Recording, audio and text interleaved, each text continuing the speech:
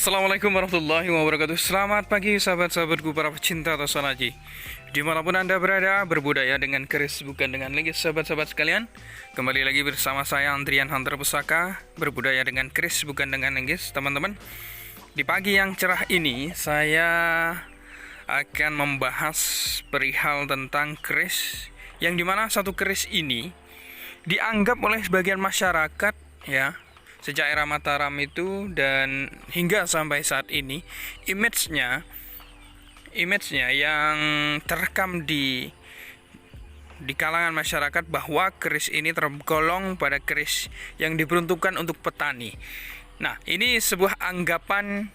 Sebetulnya ada beberapa kalangan yang menyebut anggapan seperti ini adalah anggapan yang salah. Oke, seperti apa penjelasannya dan seperti apa kerisnya, maka akan saya tampilkan kepada anda salah satu keris yang tergolong pada keris patrem ini, teman-teman. Jadi bisa dikatakan keris ini ukurannya bisa ditenteng kemana-mana atau dibawa kemana-mana, ya, maksud saya ada dibawa kemana-mana, sehingga dengan tampilan yang sangat simpel seperti ini dan cekli, ini bisa dibawa kemana-mana ini, teman-teman. Oke, coba langsung saya buka seperti apa kerisnya. Bismillahirrahmanirrahim.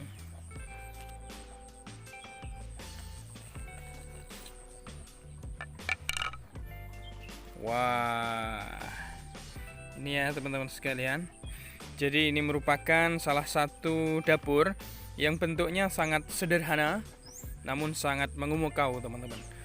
Nah, gandek yang sangat memanjang ke atas seperti ini dan tidak ada ricikan yang lain, dan varian keris ini termasuk varian keris yang lurus, ya, sehingga dikatakan bahwa keris ini disebut dengan keris Mahesa Lajer atau sering disebut Kebu Lajer.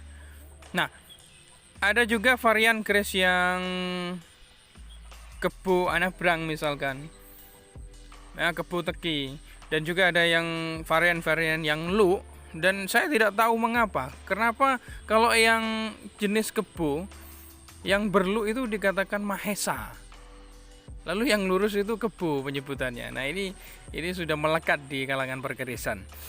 Sebetulnya antara kebu dan Mahesa ini bahasanya sama, teman-teman, maknanya pun sama, begitu ya. Namun bukan nandi atau bukan sapi, tapi kerbau yang disebut Mahesa. Oke, teman-teman sekalian, saya akan sedikit bercerita mengenai sejarah beserta aspek filosofinya, teman-teman sekalian. Nah,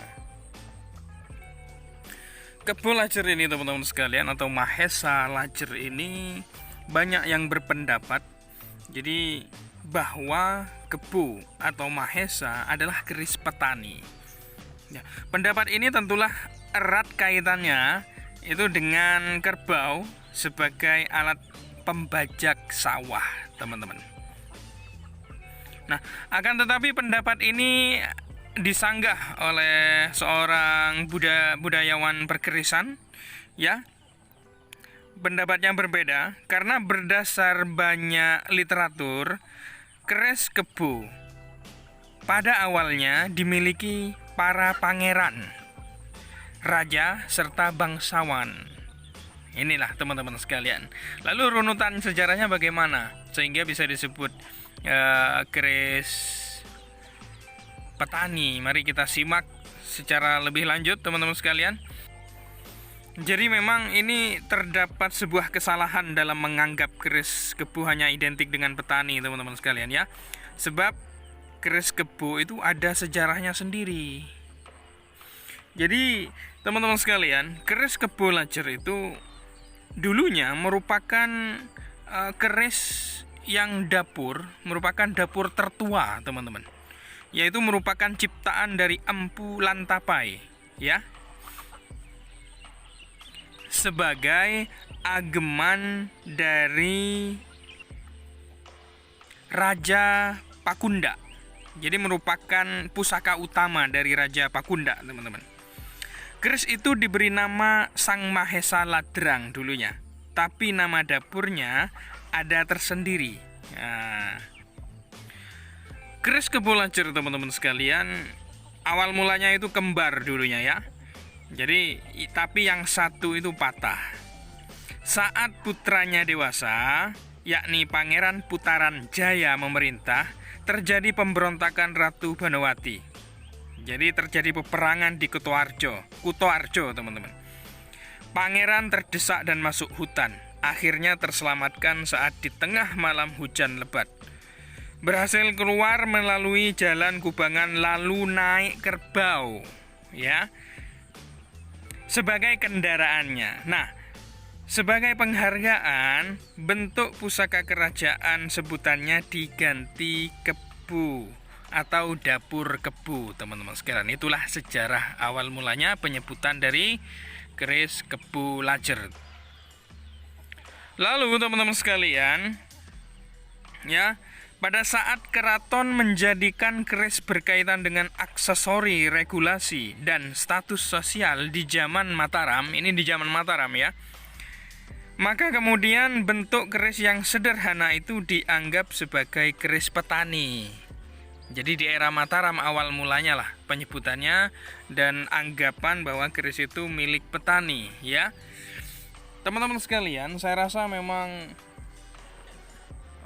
makna yang sesungguhnya daripada keris Kebu Lajer, ya, saya kira image pada keris Kebu Lajer itu terbangun saat pada era Mataram hingga saat ini.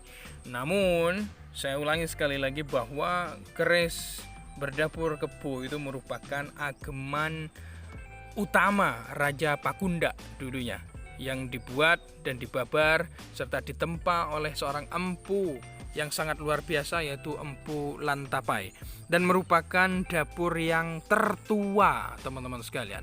Lalu keris yang ada di depan Anda ini merupakan salah satu keris yang berdapur Kebu Lajer, ya, yang bertangguh era Pajajaran. Era Pajajaran itu ada sejak, kalau dihitung secara Masehi, itu ada semenjak tahun 1052 Masehi sampai 1500 sekian Masehi. Sehingga bisa dikatakan keris ini sudah berumur lebih daripada 600 tahunan yang lalu. Oke teman-teman sekalian, saya kira cukup sekian apa yang saya jelaskan berkenaan dengan aspek filosofi daripada keris Mahesa Lajer ini. Tentunya kalau kita menilik pada sejarah Mataram, ya, Mataram Islam, maka keris Kebu Lajer ini dianggap oleh kalangan masyarakat dan dibabar oleh seorang empu diharapkan untuk sebuah penyuburan tanaman, ya, sehingga raja-raja yang mengagem atau seorang yang mengagem membuat daerah tersebut subur, makmur, gemah, ripah, loh jinawi, ketentraman secara aspek perekonomian. Begitulah teman-teman sekalian, keris Mahesa Lajer atau disebut Kebu Lajer ini sangat checklist sekali dan bisa dibawa kemana-mana teman-teman, karena tampilannya kira-kira ukurannya 25 cm sampai 28 cm dan pada warangganya sudah nyandang, yaitu bernama Sandang Walikat. Terima kasih yang teman-teman sekalian yang sudah menyimak, mudah-mudahan bermanfaat sebagai referensi ilmu pertosan ajian di Nuswantoro ini. Terima kasih. Wassalamualaikum warahmatullahi wabarakatuh. Salam budaya.